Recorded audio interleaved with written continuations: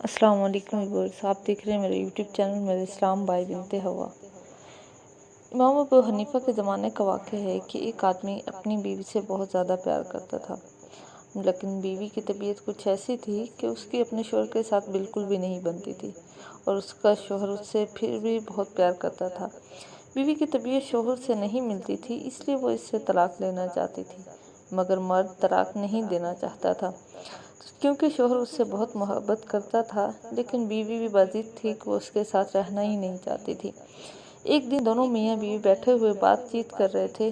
بیوی کچھ کہہ رہی تھی، مرد نے بھی کوئی جملہ کہا، بس وہ چپ ہو کر بیٹھ گئی تو مرد نے غصہ سے کہہ دیا کہ اگر تو صبح صادق سے پہلے نہ بولی تو تجھ پر طلاق ہے۔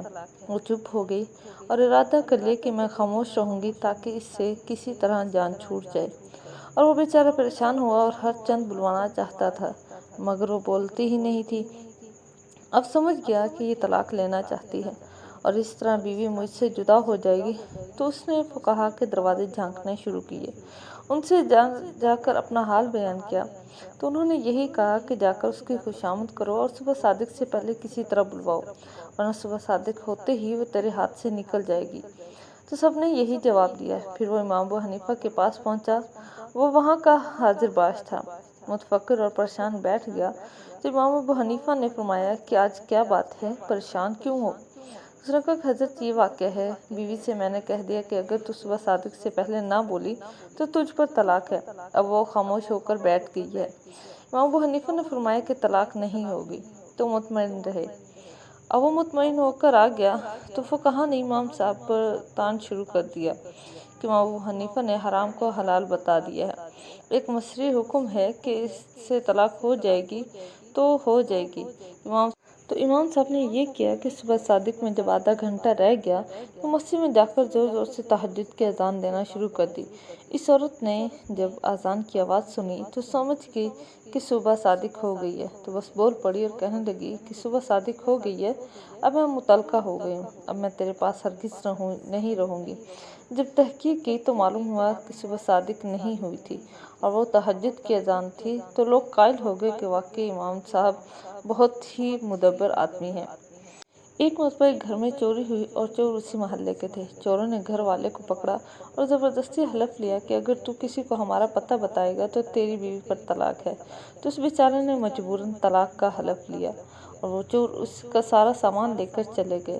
اب وہ بہت پریشان تھا کہ اگر میں چوروں کا پتہ بتاتا ہوں تو مال تو مل جائے گا، مگر بیوی ہاتھ سے نکل جائے گی۔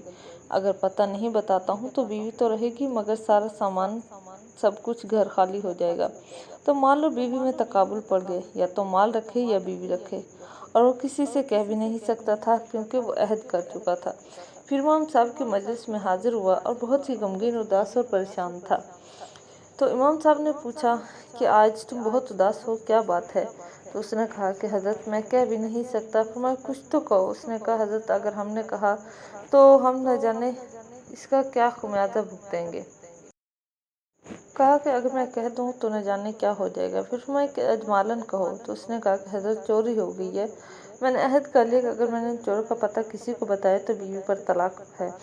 تو مجھے معلوم ہے کہ چور کون ہے، وہ تو محلے کے ہیں، لیکن اگر پتہ بتلاتا ہوں تو بیوی پر طلاق پڑ جائے گی۔ امام صاحب نے فرمایا کہ مطمئن رہے، بیوی بھی ہاتھ سے نہیں جائے گی اور مال بھی مل جائے گا، اور تو ہی پتہ بتلائے گا۔ کوفہ میں پھر شور مچ گیا کہ امام ابو حنیفہ یہ کیا کر رہے ہیں، یہ تو ایک عہد ہے، جب وہ پورا نہ کرے گا تو بیوی پر تو لازماً طلاق پڑ ہی جائے گی۔ امام صاحب نے یہ کیسے کہہ دیا کہ بیوی بھی نہ جائے گی اور مال بھی بچ جائے گا؟ علماء اور فقہا اس بات سے پریشان ہو گئے۔ امام صاحب نے فرمایا کہ کل ظہر کی نماز میں تمہارے محلے کی مسجد میں آ کر پڑھوں گا۔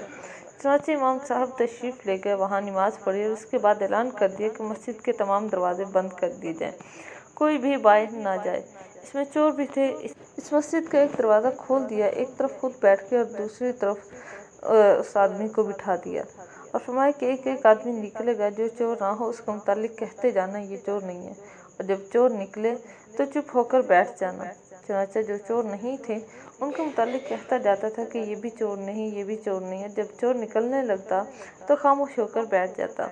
اس طرح اس نے بتلایا بھی نہیں، مگر بنا بتلائے سارے چور متعین ہو گئے۔ کہ یہ سب چور ہیں۔ چنانچہ چور بھی پکڑے گئے، مال بھی مل گیا اور بیوی بھی ہاتھ سے نہیں گئی۔ تو یہ تھی تدبیر کی بات۔ آئی ہوپ ویورس آپ کو یہ ویڈیو اچھی لگے گی۔